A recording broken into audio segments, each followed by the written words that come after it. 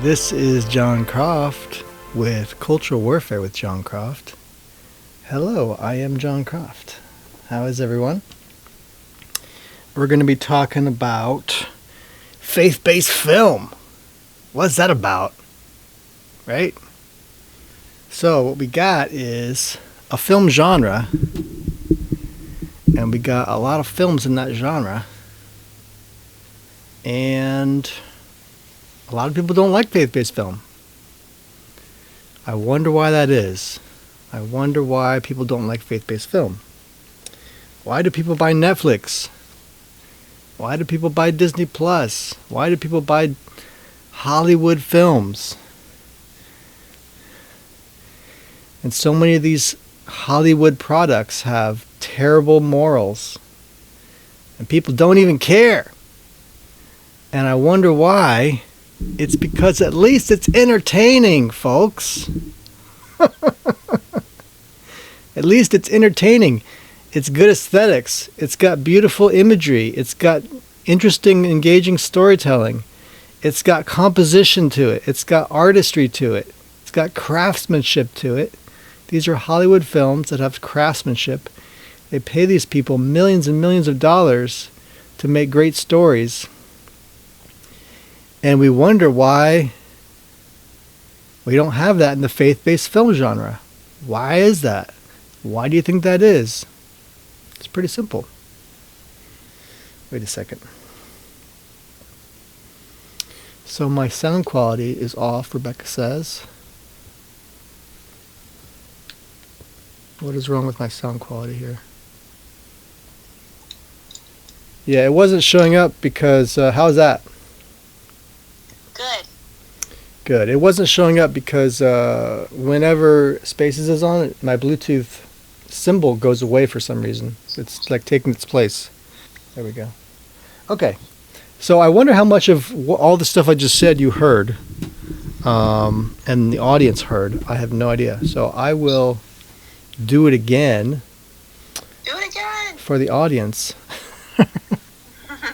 So what are we talking about? We're talking about faith-based film. We're talking about why most people don't like faith-based film. Why do people not have their PureFlix accounts instead of their Netflix accounts, right?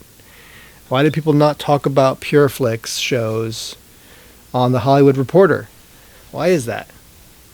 So the reason is because it's not a part of Hollywood really in the sense that it's craftsmanship, right?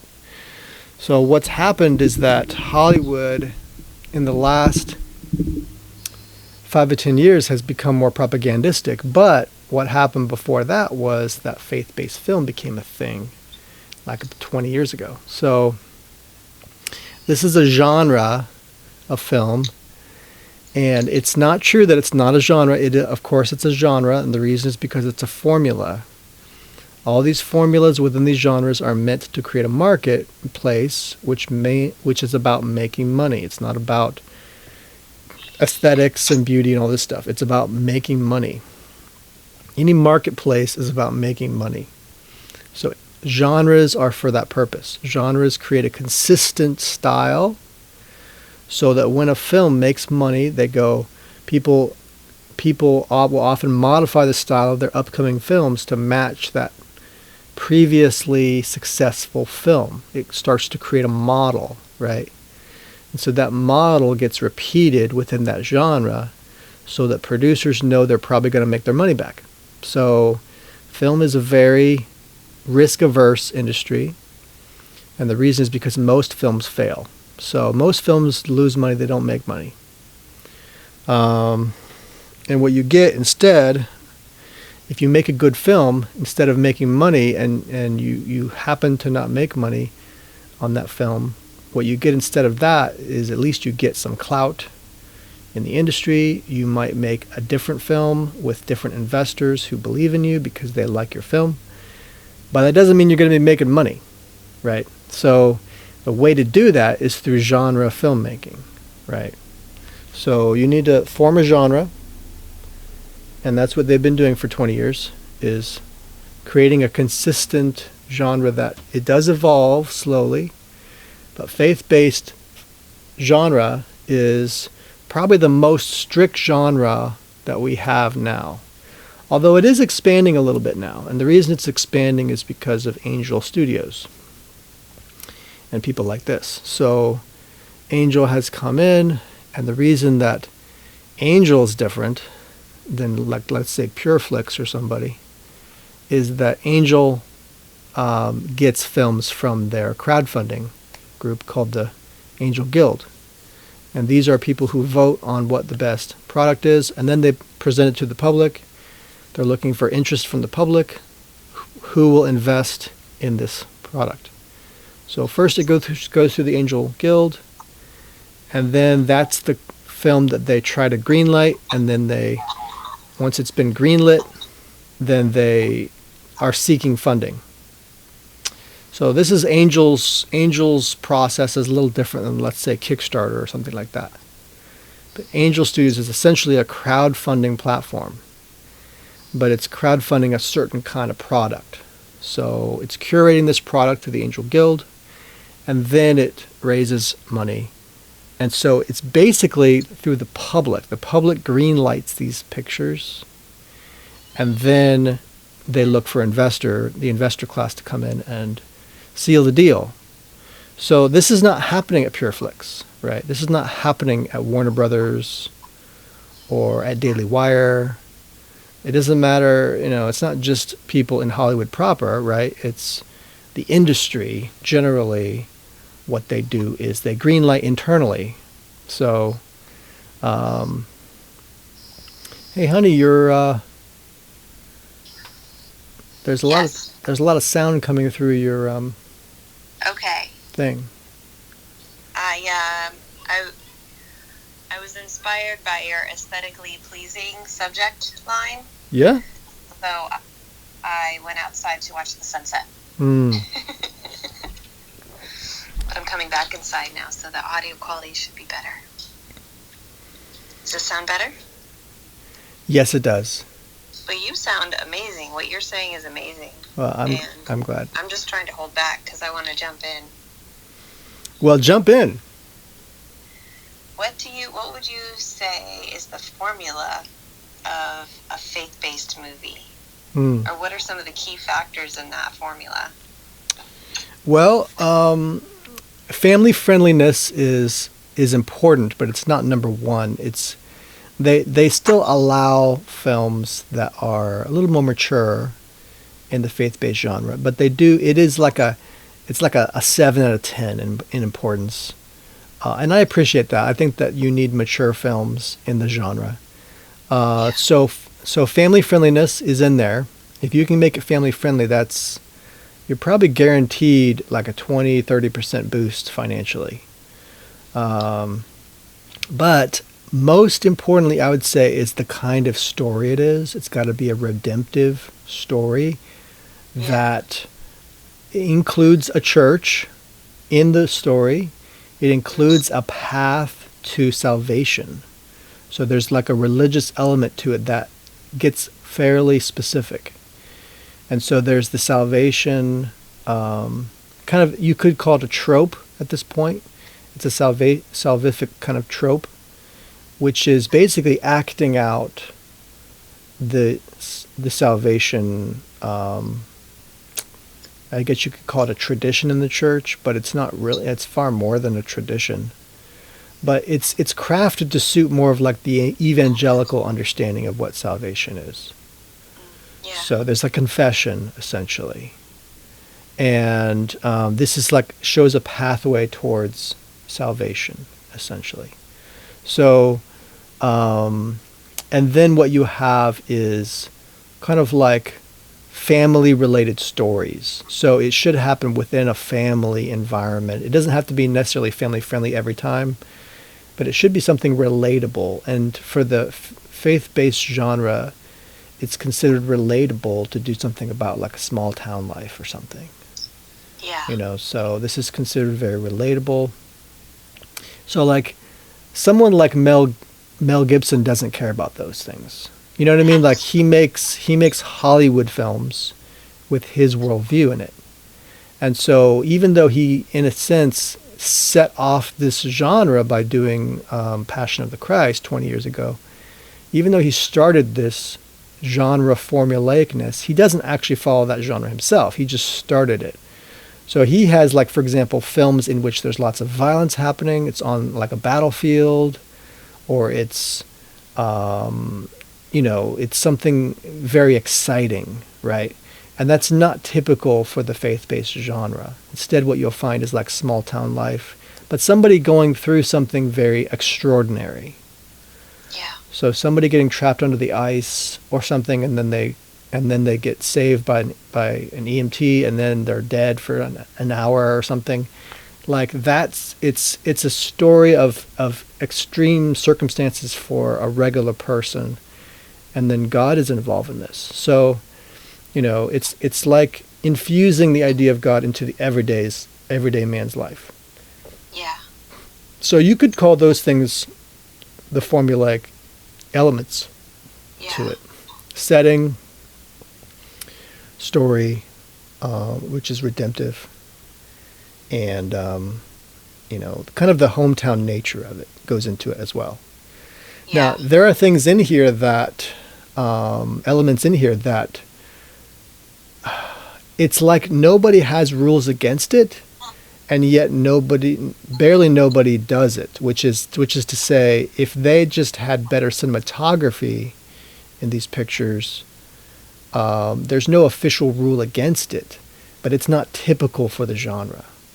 So, in other words, nobody's holding them back from being aesthetically pleasing, but they just decided not to be. So they're putting money into other things, right? Yeah. So this is why I think of it as, this is a nice place to talk about it, because there's nothing against a faith-based film director or cinematographer making their picture more attractive. Nobody's stopping them from doing that. So this really identifies kind of the nature of the genre, because when nobody's stopping you from doing it, it really says something about the kind of filmmaker you are. You don't put emphasis in visual aesthetics, right? So it's more of like a church production, right? It's more of like, this is a play that your church is putting on the stage. And so, when you're talking about the theater and the play, these are different aesthetics, right? So these are the aesthetics, in my view, to look at it a little bit anthropologically, to like analyze why the faith-based genre is different. I think you have to look at the community. The community is very different, right? So the community is not actually Hollywood-based, but they're coming into Hollywood, right? They're coming from outside of Hollywood into Hollywood. And so these are people that have come from small town life, right? They, their idea of entertainment was like a play their church put on. And they don't watch HBO and Game of Thrones, okay, on the weekends. They don't do that. Instead, what they watch is their kids and their grandkids putting a play on in front of their church, and that's very charming, right? And it's that kind of story affects them, right? And I know I separate myself from them, and maybe I shouldn't do that, as a fellow Christian, but my experience is a little different, so that's why I do that. But my experience comes from, well, I guess I'll explain that later. Like, I want to delve more into the genre and what makes it what it is. And I appreciate your question, by the way. That was a really good question. Yeah. So that's kind of my quick, assessment on that. And I also wanted to identify what it's not, which is something that's artistically vibrant and aesthetically pleasing. It's generally not those things. Yeah. But it is the basics of that. Like, it is, how the comedy genre is often not aesthetically pleasing, right? Because they don't care. Because it's not about that. It's not about some kind of visual spectacle. It's about the joke. So, and the joke sure, there's a setup of some visuals, right? Often you're getting someone's reaction on their face to a joke. So there are visuals to jokes, but these visuals are a different language than the typical film genre, right? You want things well lit. You want to see the very basic verbal reaction to things, to interactions. And so it's a very different, it's a distinct effect, which is different from the typical Hollywood genre of film. It's more about the small, the human, and that moment in speaking to someone. So it's very humble and intimate. Yeah. Go ahead. I find that just in my vague kind of memory, because I'm not sure how many faith-based films I've actually seen, but you were talking about the redemptive quality of the storyline, and that makes a lot of sense. I think I think that every faith-based film I've seen has that redemptive storyline, but I think too there's something about like everything is very low key. It seems like there's often a male character who it's sort of vague what's going on with him. He just sort of needs to get his life together. Like it's not there's no like obvious like sin or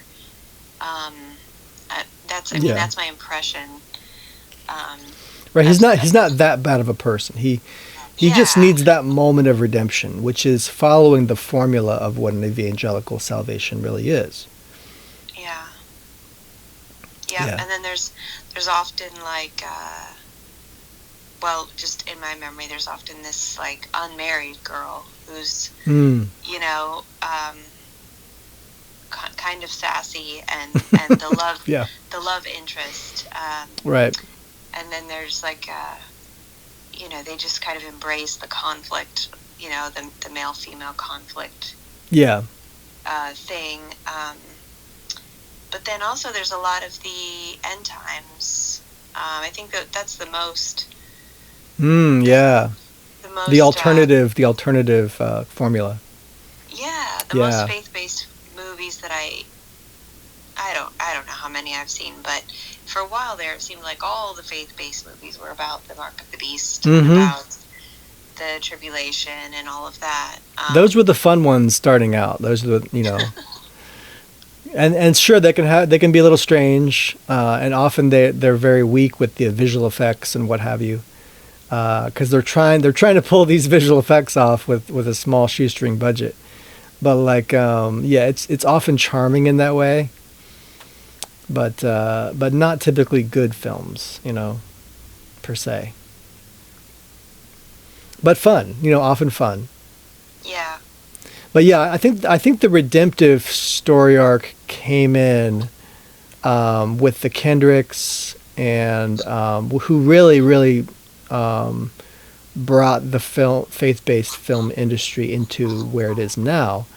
And the Irwin brothers came in later, and the Irwins have more of a Hollywood style. So I'm really grateful for the Irwins, because what they've brought to the faith-based film genre is more aesthetically pleasing style.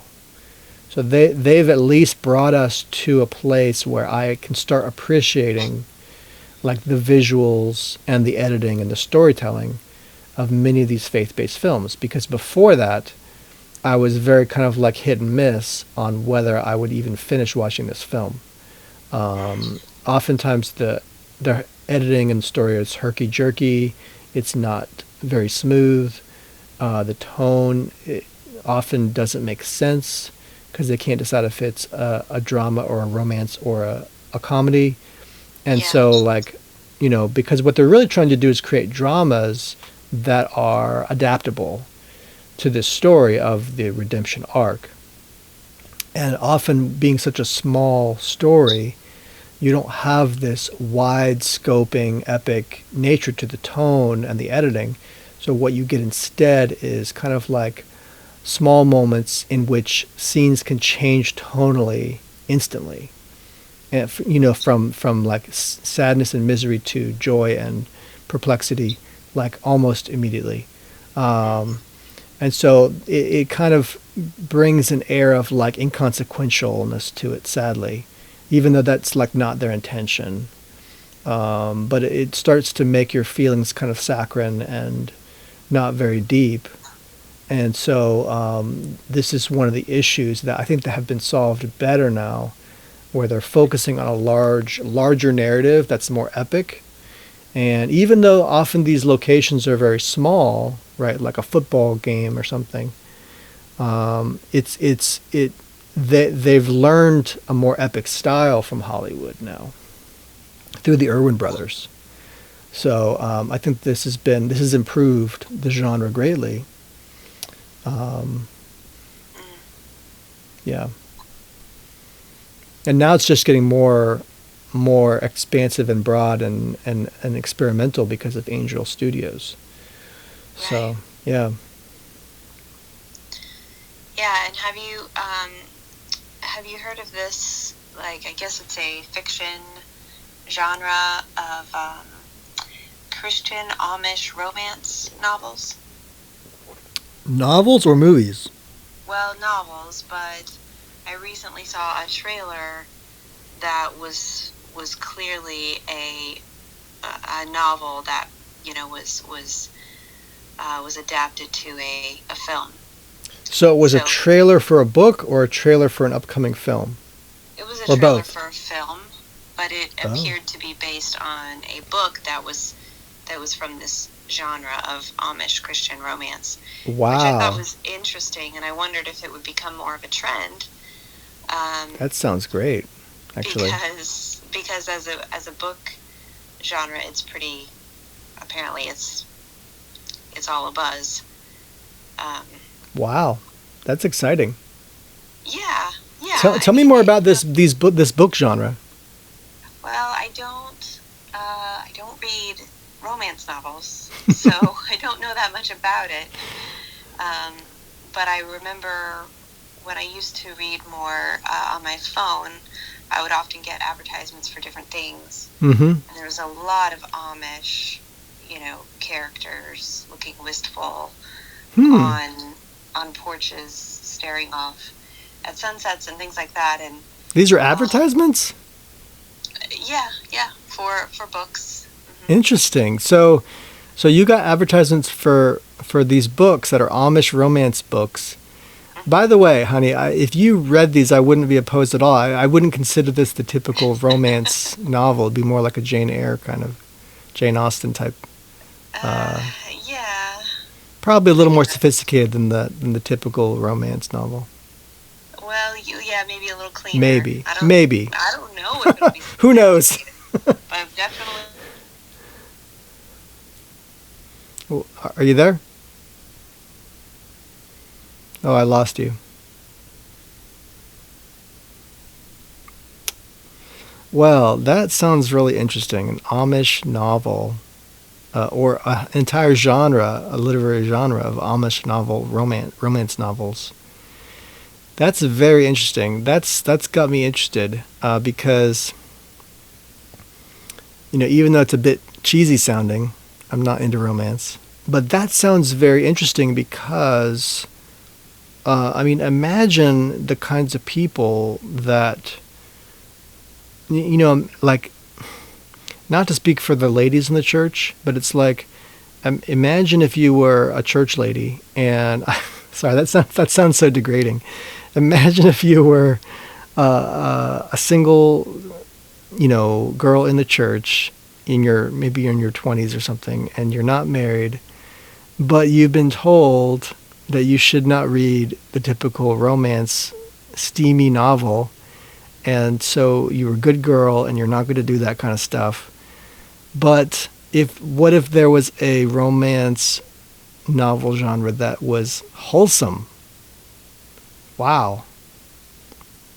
Like, if it really is wholesome, wouldn't that be interesting? And there would be a whole ton of audience for that kind of story. I mean, I like Jane Austen stuff a bit, and just because it's written so well quite often. But I also enjoy me some George MacDonald, and he's written some, not just fairy tales, which he's known for fairy tales, but he's written a bunch of, I wouldn't call them romances, but they're more like, oh, I wish Rebecca was here. She'd probably tell me what it is. It's not pulp. It's like drama books or something. I guess you could call them paperback, dramatic paperbacks. I don't know. Small town life stuff. You know, George MacDonald is Scottish. He lives in the Scottish Highlands.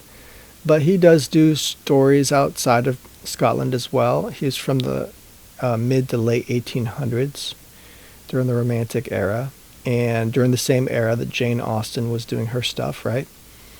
But I frankly, I think George MacDonald has a more interesting perspective on a lot of his stuff. Not a lot of it is very, just too heady or too petty in the relationships. It's very much about being a good person, being a part of a community, being a part of a Christian, specifically Christian community, and how one does that. So I think that George MacDonald's stories have a bit of an extra punch behind them as it comes to how these are going to relate to not just the men but the women, right, in these small communities. And so I was very interested in starting to adapt some of his older stories that are like this into films. And so because it's of that period, you're going to get a period drama out of that very easily. This cuts down on a lot of the cost, being that it's not like a sci-fi, but not so much in the sense that it's period, because often period stuff can be difficult. You have to film at a certain location with certain kinds of actors who can play these roles. How are you going to do that? Well, I thought, what if I did a period picture, black and white, in this new film movement, right, that I'm working on, called Conwave. And it's kind of like instant classic cinema, right? So the idea is that you adapt these older stories into a modern, not modern, you're using modern techniques, right? But you're basically creating instant classic cinema, black and white, of, let's say, a Western, right? Or of an American story of the 1800s, right? So it's American, it's possibly Western, but it's more of like small town life, right? In this period drama. So that's kind of like when Rebecca said that about Amish paperback romance novel, I was like, oh man, this is right down that George MacDonald alley, isn't it? Yeah, definitely. There you are. You sound great. Thanks. So you're plugged in, right? Now you're plugged in. I'm plugged in, yeah. Good job. And I have the cable in the correct direction. Yes. Yeah, you have to look close because sometimes the little symbol doesn't change on there. Yeah. Those chords. But yeah, that Amish romance, paperback romance novel thing makes me think of George MacDonald's stories. Yeah. Yeah. Yeah, his I don't know, Scottish Scottish Moor romances. Yep. Absolutely. And I love MacDonald because he's got this very his stuff is not like petty and all these relationship problems. Of course, he's talking about relationships, but it's very much like, well, how do I please God, and how do I live in a community, and how do I do the right thing in these difficult circumstances? So it's more about the right thing than it is about like, how do I find a man, right? You know what I mean? Yeah. Yeah. So I think those are the kind of romances we need and Jane Austen did do this. Like she did like, there were bigger subjects than just how to find a man with her work, which is why I liked it, some of it. But, you know, it's more like about being a good person, you know?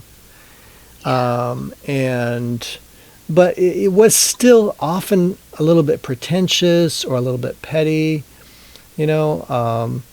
And so I think George MacDonald is almost the opposite of that. He's not pretentious at all. You know, sometimes he's fun and silly, but generally he's actually pretty severe as it comes to the deeper themes of life. Like, what should you be thinking about? What should we be doing with our lives? You know, how to train up children to do the right thing as well. So he's a great culture builder kind of writer, I think. But yeah, tell me what do you know anything else about this Amish book genre? No, basically just what I said, that it's popular, and you know, I think with everybody reading on their phones and on their Kindles, there's more of a demand for, like, I don't know, fast fiction. Yeah. And so I think maybe it's grown because of that. That makes sense, yeah. And then, yeah, there are a ton of Jane Austen fans out there that are looking for something else that's actually romantic, that's actually sweet. Yes. Yeah. And so it could be that there's just a huge market for this. Well, just like how the cottagecore thing made sense, right? Because people kind of, you know, our internet age and information age and all this stuff is making many people jaded and cynical. Like, we want something that's back to like fundamentals, you know, wholesome ideas, like how to live in a small community in the middle of nowhere. Like, how do you do that? You know, like, I think there's a lot of people who have not just a romantic notion about relationships, right, but also about how to live in the real world. And so these themes are actually really, I think, vibrant right now. And there's a lot of place for them to go. And this is why it's perfect for us to talk about this in faith-based film genre, because these little literary subgenres here provide room for the faith-based film genre to grow, right? Because they don't go against any of these formulaic things that are set in the genre, but they actually enhance the formula. So, like for example, I mentioned the redemptive arc that generally happens in faith-based genre. And at first I was tempted to like kind of scoff at this idea, like, of course they always have to have a redemption arc and somebody, you know, coming to their senses or whatever. But then I realized, what is wrong with a redemption arc? There's nothing wrong with that. In fact, it's actually just a very popular story structure anyway. It doesn't matter if you're faith-based or not. Exactly. And so, like, why not provide a positive, you know, like, message to your audience that, yes, life can get better, right? Whether you want to look at it religious, you know, in a Christian way or not, just kind of providing a positive message about life could successfully make someone's life actually better, you know, at least in that moment. And they might realize that there's some hope in one way or another. But, you know, these kinds of stories we were just talking about, this Amish romance literary novel idea is like, it adds an element to it, right? Where it's not just about kind of one person's redemption story, right? It's almost about a community, like a community redemption. Like, how does one live in a community? And so, you know, when you can also go back in time to this kind of like simpler way of living, you know, even if people were to, like, let's say, lose all of their goods and lose their house and lose, like, how would they live? You know, like, these are the kind of stories right now that we're kind of exploring because many people are afraid that something's happening to the civilization, something's happening to our society, and we might end up living on a farm somewhere, like just to survive. But how does one, the thing is, for the first year or two, you're like, well, how do I move and, get a farm and work my farm? But after that, it's about how do you live, like day to day. And so like, if you got past that, the difficulty of like, well, how do I live without air conditioning? Okay, now I'm past that. Well, how do I live in a community? Like, what kind of a community is this? How, do you like have what is it called when you have a barn dance or something? Everyone comes out to the barn and dances to music. Someone's got a fiddle or something. I don't know, but like, like what kind of entertainment are you going to have, right? If you don't have the internet. So these are all like theoretical, possible scenarios in your brain of what might end up happening if the world changed, in a few years, and you're thinking, well, how am I going to make do with that, And so there's a certain beauty to even just thinking, well, what if my life was simpler, minimalism, like getting rid of all the extra stuff in my life that I don't really need. Yeah. Like, there's a certain romantic element to that, Yeah. You're reducing it to the basic necessities, and then you're allowed to just appreciate those things being met for you in your life. Mm-hmm. Instead of like focusing on a bunch of extra tertiary nonsense stuff you don't need. And so the simplicity of that is kind of cleansing, Yeah. So these themes are eternal themes. Yeah. So I can see like definitely enjoying that kind of a story. So the backdrop, the location, the time period, all those things could play into it, right? Mm-hmm.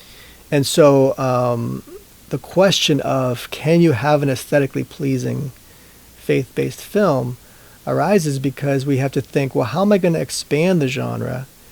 Because if you're really an artist, you don't want to just play in the same sandbox over and over and over. Like you want to just start expanding the sandbox to something that is, interesting to you and provide something new to audiences to enjoy as well. So if you want a genre to, be stifled and to not expand and continue and instead to recede, then don't be creative and don't add new things to it. But if you want it to grow and to bring in new viewers and new fans, then you're going to have to grow the genre into something. So, and certainly you don't have to do it in a drastic way. Like you don't have to like instantly create like a Christian action or horror film or something. You don't have to necessarily do that. But what you can do is kind of like, stretch out a little bit, and so, these things kind of excite me. What I'm interested in more than just, I know I've been spending my time here talking about aesthetics, and why the faith-based film genre doesn't expand aesthetically. But what I really love the most is like kinds of stories as it comes to like story structure. Yeah. Who are your heroes? What are they trying to do? And a lot of that goes into character and the kind of dialogue you have, right? So like the voice of these characters, like what is that like? And so like that's the kind of stuff I really enjoy because, and I think that's really sets some genres apart from others, So like, that's a lot of the reason I talk about George MacDonald, because if you get a writer that's not of this era, someone who has a different kind of voice than like the modern writer would have, I think you're really playing with something then that's got some vibrancy to it, you know. And if you kind of let that tone sink into you instead of like a modern tone from Hollywood now you're changing Hollywood, right? So like if you're gonna add this kind of like older style and then like infuse that older style with some modern aesthetics, right?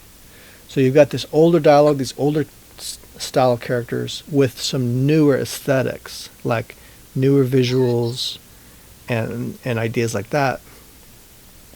You put those things together and now you've got like something really interesting. So this goes into my story that I'm working on now, which is Thin Days. And so this story, this script I'm working on is a black and white, small black and white story that uses symbology to demonstrate a redemptive tale for someone who is just doesn't believe God is real and needs that little extra push, right? In many ways, it's a Job story, but in other ways, it's kind of like a lot of faith-based genre stuff because it does have that classic redemption arc to it that faith-based genre likes, and it's small. It's set in the modern day, you know. But what it has is some added aesthetics to it, and it's true. I haven't made the film yet, so I'm kind of like working from my imagination here. But you know, I live in Florida. I have a lot of beaches around me. There's even islands around here I can shoot at. I have to get a permit and things like this, but I plan on shooting this on one of these small islands around here. And, you know, it'll be interesting how we do that with just a skeleton crew. But like, you know, this will be kind of like an intimate, natural story of finding God in the middle of life-threatening circumstances. Yeah. And so I find those, you know, kind of, you know, like that movie 127 Hours. Did you remember that story? Oh, yeah. Where the guy got stranded and stuck in a cave. His arm is like, it's based on a true story. Yeah. But mine is not based on a true story. Mine is just kind of like imaginary. But it's about this guy who gets stuck, right? And so in order to survive, kind of like really what he's doing, even though he's surviving physically, he's really surviving mentally, right? So he's kind of going through this level of insanity where it's like I don't believe this has happened to me. So that's kind of 127 hours. It's like, I don't believe I could end up dying in this cave, right? Yeah. And I don't believe that all these little things that I could have done to save myself and prevent this from happening didn't work. And it, you know, like, and so here I am stuck and nobody's going to come save me. And so it's kind of an internal story about how this guy survives mentally. Yeah. And so that's really what you're seeing with my story is someone surviving kind of mentally, like Job in that way, right? He's surviving through God's help. So even though he doesn't believe in God, God is coming down to him to help him. Yeah. And this provides his character arc, right? So that's the kind of story this is. It's a black and white, art house, redemptive, faith-based film. Cool. And the discussion point for me is like, can the faith-based genre expand to become something that's aesthetically pleasing, something that's artistically vibrant, and something that, you know, challenges their audiences in the theater, right? Yeah. So even though there's going to be pushback whenever you challenge someone, there's going to be pushback, you know. Yeah. And so the question is, are these people brave enough to, you know, handle that pushback and not like hate on those people that push back, you know, but just do it because you're an artist. This is your job. Your job is to kind of challenge some people aesthetically and with ideas. And we need more of that. So if you want to expand the genre. Yeah. So what do you think?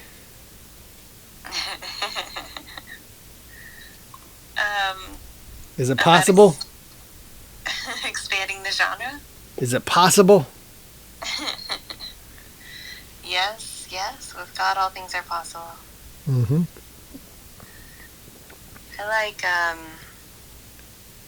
I liked His Only Son. I thought that was really good.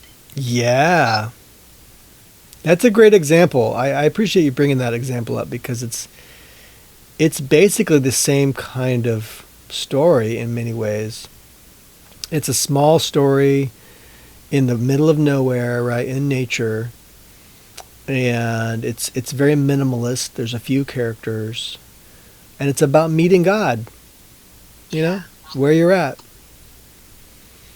Yeah, and it's so well written and directed and acted and all of that. It's just really, really good. And I would love to see more stories like that, more of, you know, Bible stories. I mean, they're so good, and yet I grew up with these really stoic Bible stories that were just, like, I don't even know why people made these into movies. They were just so lacking in life. They were so lacking in, like, interest, and everyone was, like, serious, and but His Only Son really spoke of, like, a real relationship with God and a person who is just really committed to knowing God. And, and it was aesthetically interesting and beautiful, and there's just so much there. I don't know why we've had all these two-dimensional versions of Bible stories when there's so much there. Yeah. I mean, Jesus is in every single Bible story. For sure. And, of course, Holy Spirit is too. So why are we making these stuffy movies when, you know, the way, the truth, and the life can be, like, totally infused into it? I mean, there's just so much potential. Yeah, absolutely. Yeah, and it's not like we don't have examples, you know, of where we can go in the genre. I mean, you have, like I mentioned Mel Gibson before, but you also have, you know, other people. I mean, you have the classic cinema, right? You have the Ten Commandments, you have Ben-Hur, you have The Robe, you have stuff from back in the day, right? But then you also, and that stuff, I can see how we might have transcended that, you know, in many ways.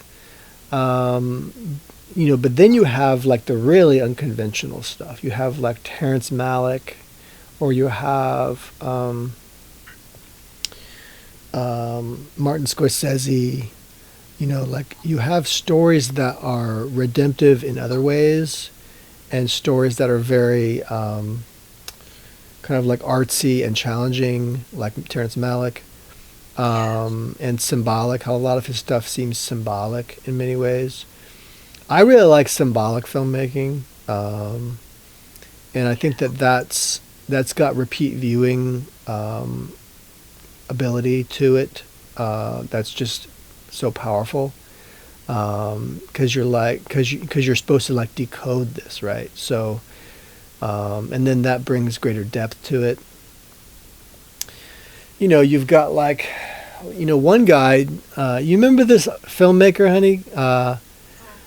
is it Jameen Winans? I don't know. Remember that guy who made that movie Ink? Oh yeah, vaguely. Man, like that guy, he got the short end of the stick.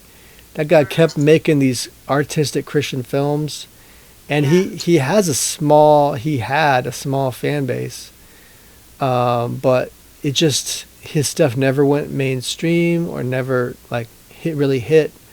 But his stuff is really artistically vital, like really great stuff. He made Ink. Before that, he made 11:59, which I haven't seen, even though I ordered the DVD and got it in the mail.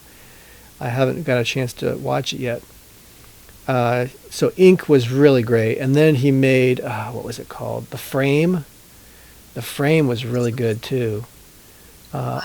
These are really great faith-based films that nobody cares. Like, and that's a lot of the reason I didn't get into faith-based film for so long, is because, like, who's going to see my film? And even if people do see it, like, they're not going to like it because this is a very strict genre. And if I make something like Jameen Winans, people are just going to be like, I might have a few fans, but most people are going to be like, I'm not going to give this guy any money or watch his film.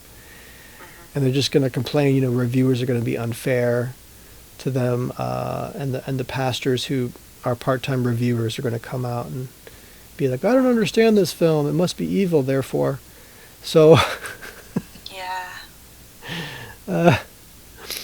these guys, you gotta love our American church pastors. But I mean, okay, I'll be quiet. That's another episode. Yeah, so there's some great stuff out there, and it is getting a little bit more vibrant. We've gotten pretty well into the biopic world in faith-based film as well. So that's another subgenre of faith-based that's doing pretty well, which is the biopic. So it's the story about a guy who finds himself or find his life, or I guess Unsung Hero was the latest one, but there's been stories about Johnny Cash, and a story about Ronald Reagan is coming, and there's other kind of biopics like this that are growing in prominence as well. You could say that what was it called? The Jesus Revolution by the Irwin brothers. You could say that was a biopic, or a multiple biopic, right? Of multiple people in history during the Jesus People Revolution, which was in the 70s. And so these multiple characters are followed, based in real people, obviously, since it's a biopic. But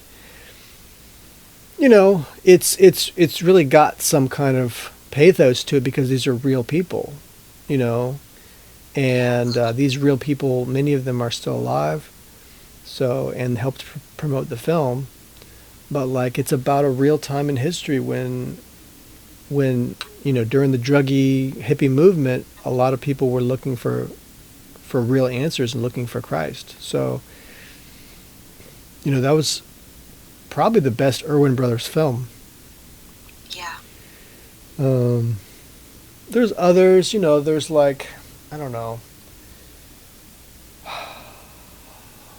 There was a period there in the 70s, 80s, 90s where they were every now and then there would be a film like The Cross and the Switchblade, or Chariots of Fire, right? And so these films would come out of nowhere and really amaze people and became often instant hits. But especially Chariots of Fire, that was, a lot of people loved that movie when it came out. I think it was 84 or something like that. I don't know, maybe even earlier than that. It might have been the late 70s, actually. I don't remember now. But I want to see that one again too. And that's one we could show our kids to. Yeah. As far as I know. So yeah, that'll be fun. But these are great moments in faith-based film when there was a lot of creativity and a lot of good storytelling, and craftsmanship, put in there. So, and I think it's coming back there. It's just the budgets aren't there yet. The bigness of these stories isn't there yet. Every now and then you'll get something like Risen that comes out, and it's a bigger budget, but the problem is there's not a big enough audience, right, to make up that budget. So you got to stay with somewhat small budgets still if you're going to make that money back. But like that's why I bring up these stories of like, make a black and white drama period film, and maybe you're spending 10 million, right? Maybe 15, but you could probably make that money back. Where if you're spending 30, 40, 50 million, you're probably not going to be able to. Yeah. But I'm just saying it's possible, And you could also make like a $5 million Western and start getting into like a little bit of action. And so I'm excited about that. I think that we need more faith-based Westerns, frankly. Yeah. Because you get a little bit of action for the men, and you get a little bit of the drama for the women, and you get a lot about life, like how do we live life? Yeah. And it's just a different kind of like location, and therefore a different mood and tone than the typical faith-based film. So, and you've got a history there to draw from too. Like, you don't have to like totally reinvent the wheel, right? But you've got a lot of stuff there that to draw from inspiration-wise. So I'm actually interested in time making taking one of these George MacDonald stories and converting it into a Western. I think that'll be really interesting. Yeah. But also I'm, like, The Chosen has really changed me in the sense of like believing that an old biblical era story could be done in a vibrant way artistically. Yeah. Besides the Passion of the Christ, The Chosen has really like been the sole inspiration for me to like start exploring stuff from the Bible time and the Bible time. What is that? There's like thousands of years there, but it does have like it has an ancient feel to it, and you do have to really, and The Chosen has shown this, that you really want to be historically accurate. It really adds to the story, right? Yeah. It adds to the whole, just the idea of the suspension of disbelief, and you're really there. You feel like you're really there in many ways. Yeah. What's your favorite Bible story too? What do you think would make the best film?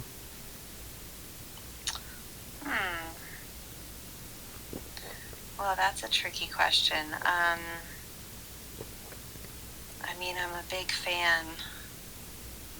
I'm a big fan of Jesus and the crucifixion and the resurrection. That's just the most amazing story. But you know what? Just popped into my mind. What? The Passion Translation did an amazing translation of Song of Solomon. Oh, yeah. And that, to me, it just feels like a musical. And I think it could be amazing. Wow. A Song of Solomon musical. How exciting. Yep. Absolutely. It's really good. It makes a lot of sense in the Passion Translation. I know that book is a little bit fringe for most Bible readers. Yeah. But it is so good, and it's lively and it's fun with conflict, and it would be great. Yeah. Obviously the casting choices will be really important. Yes. Yeah. And also, the choice of whether to be literal about the story or whether to be like, convert the story into another story about the Song of Solomon, like set it in the modern day, or just play with kind of like the ideas, because as some of these stories are in the Bible, some of them talk about other events rather than just the events happening in that particular story. In other words, this is not necessarily a story about Solomon, right? It's a story about the Shulamite, right? And like about the inner workings of those relationships. So, how do we really portray that? Is the question. Yeah. Yeah. Another great one would. Well, you're talking films, aren't you? Yeah. I was thinking The Life of David would make an incredible series. Wow. But of course Acts as well, which they're already doing. Yeah. But Acts would make an incredible series. I really hope Dallas Jenkins does Acts after this, The Chosen. Yeah. Man, but it's because these actors are just gold. They're all gold together. Like they're so great. And we saw it last night, didn't we? Yes. So was it episode 6? I think it's episode 6 we saw of The Chosen season 4. Oh my goodness, so good. Wow. Yeah, it was a really good one. They were celebrating Purim or Hanukkah, and stuff was happening. Yeah. Yeah, we don't want to give away too much, I guess. I don't know. Some of it we could give away. I mean, we don't want to say, what happens to the characters, but like, things are developing nicely between Jesus' rabbinical ministry and his disciples and the Sanhedrin in Jerusalem. Like things are developing to where, remember how I was saying last night? I was like, they don't always portray, and I don't think I've ever seen them portray in a Jesus, in a depiction of Jesus and his ministry. I've never seen them portray the actual biblical understanding of how the Sanhedrin were acting at the time. Yeah. They've always acted like, oh, they just didn't like Jesus, and so they had the opportunity to get rid of him, and then they did. And that is not actually what the Bible says. It says that they were plotting, right? Yes. And so they didn't like him. They were plotting against him.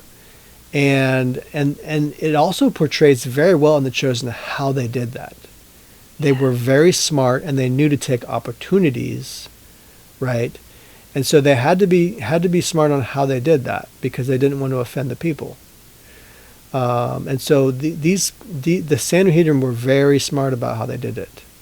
And like in a Machiavellian sort of way, but like they really portray them well. Like I'm surprised. And then it also portrays how the disciples were acting at the time and how Jesus was acting at the time, and all of the things in the Bible show this to be true, which is that Jesus understood the larger narrative of where he had to bring his ministry, and the disciples did not. They didn't see it. And so Jesus, a man acquainted with sorrows and pain, he knows that of his friends, he can't even trust a one of them as it comes to like understanding his full message. And he's going to have to suffer and die for them, even though they just do not get what he's trying to do. In fact, many times they oppose him. And so he's really pressing against so much, and not crumbling under the weight of like the world misunderstanding and the world hating him. And so like he has to do all these difficult things when nobody understands him. Yeah. And so it shows Jesus like oftentimes in a stupor going, how do I explain this to my people? you know, Yeah. and then he just kind of has to continue on and press on, even though they're looking at him like he's crazy and like, what's going on, and they don't get it. And so there's a point in the story where, and the trailers depict some of it, by the way. But if you haven't seen the actual episode, I would really watch it. Not to get too far into the weeds on The Chosen, but it really isn't the weeds. Like, it really is about how faith-based film and TV can improve. And one of the ways is that we need to study history in the Bible more, because these things really contain a lot of truths in them through understanding story. So as you understand story more, you understand that Jesus is crafting something through the gospel, right? Which is really just God's wonderful story of salvation for mankind. And he's crafted this story for us to find our way out of sin and death, and through seeking the mercy of God through Christ. So, and this narrative is the most beautiful narrative because it's all based in love. It's all based in God's love for mankind and for the world. And like the Song of Solomon, right? It's about love and about how you relate to people and about like wanting the best for someone. And, just God's intense passion for us is overwhelming. And so this is what like storytelling can reveal this very well. This is what storytelling is about, really. And so if you want storytellers in the faith-based film genre, you need them to be studying and talking about the Bible. And it's not that they only have to do Bible stories, right? It's about doing these other stories justice by understanding how to tell good stories, by understanding how to understand good storytelling. So you're learning about storytelling, you're learning from the master on how he tells stories, and then you're conveying that through your own craft, right? So you're just learning how to tell better stories through God's ability of storytelling. And so these are not dull stories. Like they have a lot of depth to them, but you have to seek it out. It's not just going to make itself readily available to you. You have to seek it out and ask for it from the Holy Spirit, and read and dig in and read in a way that's different than you're used to with the typical piece of literature. No, this is revealed to you by the Holy Spirit. So, this is just going to help you on your mission of storytelling anyway, like all of that stuff. So, Thin Days in a way is just a beginning point to this. I have other stories as well, including the Hoplite I plan to do, and including one on human trafficking, which is called Well. These are stories that we plan to actually affect and help people, and to not just be a form of aesthetics and an entertainment. So it's something to actually help the world, in a way that we need right now, right? Not just kind of like in my own idealistic ravings in my head, right? No, you look at the world and you see needs in the world. And so that's when you start to understand that if you see things a certain way and other people around you don't seem to see that, well, maybe God has told you this message for a reason. Maybe he's put something in your lap, right? Like I have a friend who's a scriptwriter, and I talked to him today about what he's doing, and he's making a documentary about abortion. So, these are impressive people who the Lord is speaking to them, and they're trying to get stuff done. And so he's seeking, filmmaker, he's seeking people to help with what he's doing, but this is a work that he plans to do to make a difference in the world. So exactly what you were thinking, honey, when I told you about this is what I was thinking, and I wanted to tell him because it really provides a lot of nuance to that abortion, story right now. Yeah. But which was the difference between pro-life and abolition.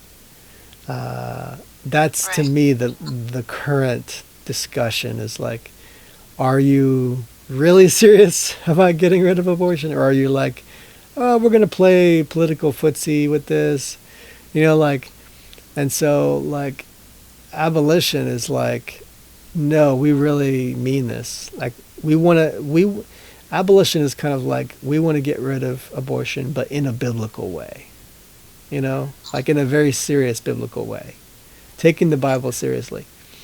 And so this is another reason I talk about filmmakers knowing the Bible, is because it can help you even in a documentary of current day. Like it can help you handle current issues. It can help you with a lot of things with your storytelling. But like, it helps you with your mission, right, of what you're trying to accomplish.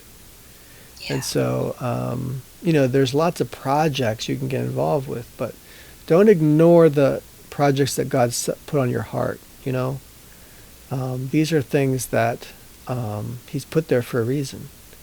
So I'm here to let you know that you're not alone if you want to make faith-based film that's aesthetically pleasing and that is artistically vibrant. Some of us are artists and some of us are not. Some of us are pretend artists. As I mentioned before, these pastors who play part-time film reviewer, there are pastors who also play part-time artist and musician and storyteller and all these other things that they say that you can't do, but they can do because they can do everything, right? They're the heroes of the church, of the Western church, who can do everything. So this kind of ego problem is really big in the Western American church. It's a major problem that we have. And it's made it to where, in my view, the faith-based film genre hasn't been as vibrant. It hasn't been as aesthetically pleasing, because you have a lot of people who've stepped into another role that they should not be in. And so instead of a pastor trying to be a film director, what you need is a pastor who can extend some trust to another artist, to another person who's an artist. And the people who crafted the temple in Jerusalem this was not Solomon crafting the temple, okay? Solomon hired craftsmen who often were not even Jewish to craft the temple in the best way possible, and to craft something that God directed to be made specifically. And so here we are, we have a specific direction in a script about what we want, and then you're hiring a lot of people who are not Christians to make it. And that is not only acceptable, it's preferred. Okay? So this is not, something unheard of or strange. No, and this was happening with churches made in Christendom as well. Like every beautiful piece of art that Christianity has made often was made by non-Christians. But what they were doing was following a specific direction to make it following exacting specifications. And so, yes, we want the directors and writers to be Christians and understand these stories, understand where we're headed with this and what the purpose of these stories is. But we don't need the cinematographer to be a Christian. We don't need all the actors to be Christians and all this stuff. That's not even biblical to demand that. So, and we also, in the Western church, we don't need a pastor to do everything. Like we don't need are celebrities to dominate every single industry, right? And just the fact that I call them celebrities shows you the problem, right? So like, you know, we have a real problem of the Joel Osteen kind of like celebrity pastor inserting himself into everything we're doing. And people like, Vadi Bakum, who call the Chosen a second commandment violation. These people, they don't even understand the arts. They don't even understand how it's constructed. So, and why we do it and the mission behind it, and the calling that these artists have to make things that offend, and are meant to offend quite often. So, art is art, and it's often meant to shake things up. So it's not meant to offend God, it's meant to offend you, right? And so if you want to insert yourself in the place of God, I can understand you being, serious about this, but that's just ridiculous, and I don't think people should take that seriously. And when American pastors or Western pastors, want to insert themselves in this way, they're just revealing their own human ego and frailty. And, we have to ask forgiveness for their mistakes. And I think that they've, made a mistake in inserting themselves into the arts. So instead, what these pastors need to do is respect the experts, the craftsmen, to make the films. And, there's no reason we can't work together on getting good stuff made. That's the best kind of stuff we can get made. Like, our Christian communities need to essentially make communities that support each other. And every local church community should have an artist that they are supporting. And they want to help them get better at their craft. And they want to help them in their career and move them forward. Because these are the people that can help change culture. Yeah. And so I call it the aesthetic pastorate, actually. These are, if pastors want to be involved in the aesthetic, the truth is they have to get involved, and they have to become an expert in aesthetics and in the arts. And then I think that if there is a pastor who has gone to art school and who is an artist, right, then I can see them getting involved in community projects, to connect their church to the greater community in a way that's an advisory capacity or in some other capacity directly as an artist, to make works in the community that are culturally affecting.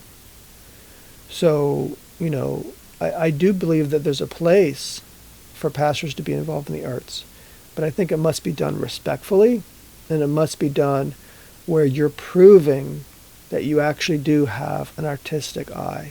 And if you do, I respect that.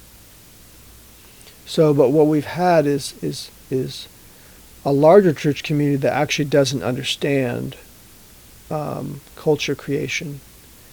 And so when their pastors also don't understand it, they don't correct their pastors. So that's been a lot of the issue, is that the Christian community has generally not been involved in culture creation. So they actually don't know how to do it. And as you know, I've spoken on this, and I've spoken on culture creation before. I'm letting you know how this occurs, how you can get involved in it. And in my belief, this is something that the church has made mistakes on, and where we've let culture become a backseat project, and in fact even shunned involvement in the culture. And this is a huge mistake. Huge. Huge. I mean, how are you going to even speak to the community if you don't even know how to communicate culturally? Like, it's like saying I want to become a missionary to China, but I refuse to speak the Chinese language. I just refuse to learn Chinese. This is how absurd this idea is, to drop your understanding of the cultural and your understanding of the language of how to speak culturally, and then claim that you want to share the gospel to people. It's absurd. You can't do that when the culture is so much more sophisticated in how they talk about things and they talk about storytelling. And they've surpassed you. Hollywood has surpassed you in its ability to communicate stories through filmmaking or through other media. And you don't even know how to do that. So, our churches have dropped the ball in a major way. They don't understand how much it costs to make these projects. They don't understand the kind of artistry and aesthetics it takes to make these projects. They don't understand that they have to learn cinematic language in order to tell stories visually.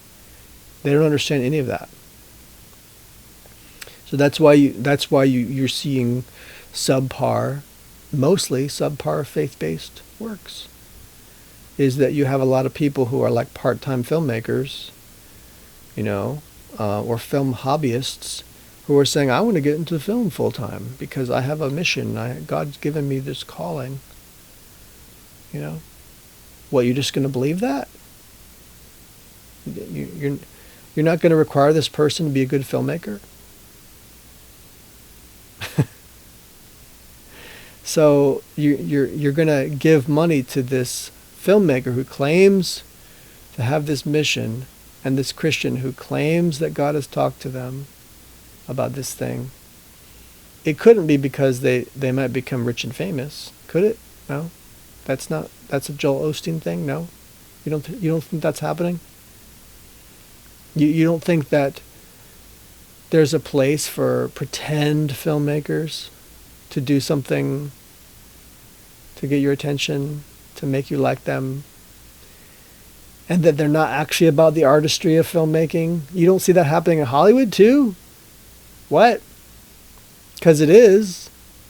Because there's a lot of other things you can get from filmmaking that's not about art at all. Not at all.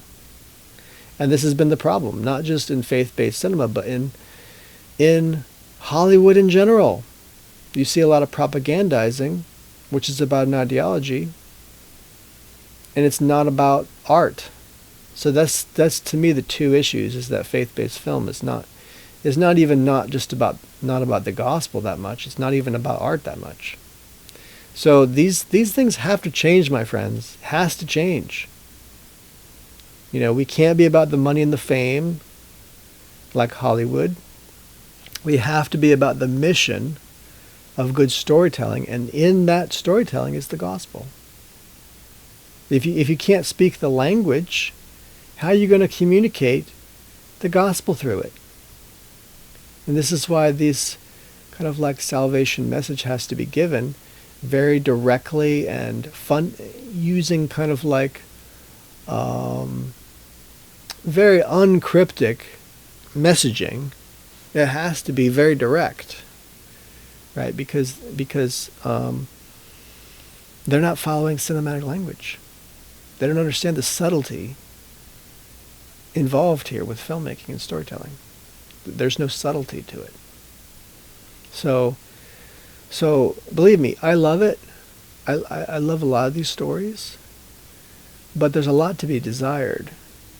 And I don't mean I'm not, my flesh is not excited by this.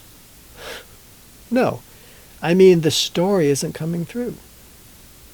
And the cinematic language is not being followed. I'm looking at this as a filmmaker, okay? So, and this is not something new I'm saying. There's a lot of people have been saying this for years. So if we don't have any answers for this, well, why don't you listen to some people who have answers? Like, these are clear answers, right? And so something has to be done about these problems. You have to start listening to local filmmakers who are Christians who will tell you how to solve this problem. So, we are engaged in this effort, my friends, to do this. So, are you there, Rebecca? I'm still here. Thank you. I'm glad you're still here. I get to talking sometimes, I know. But thanks for being patient. We're going to wrap it up unless you have any further ideas or thoughts. No, I just, it's exciting to see, to see what we can do. Yes, it is. Yes, it is. Yeah, and we also plan to talk about this particular subject more on an upcoming separate show from this one called the OFB. Obligatory Faith-Based is what OFB stands for, where we talk about Christian arts in general and how to make it better. The intersection between Christianity and culture, basically. Yeah. So we're going to wrap it up here, and hope you guys will look out for the stuff we have coming in the future. Our website, Media Moses, is improving. It's down right now. I'm getting it updated. And then we're going to be working on this film, Thin Days. We hope that will make an impact. That's probably going to be happening in the next 6 months or so. But you can find us online in the meantime. And Rebecca, where can they find you? You can find me at Rebecca Loves Jesus on YouTube and Facebook, and Jesus Loves Rebecca on Instagram. That's right. And you can find my writing on MediaMoses.com. You can find me at Cultural Warfare with Jon Croft on YouTube and on X. You can find me at John Edward Croft, and also on Instagram at John Edward Croft. I'm also on Rumble a little bit. You can find Cultural Warfare with Jon Croft on Rumble a little bit. Just a few episodes. Appreciate you guys. And thank you for listening. And we'll talk to you next time.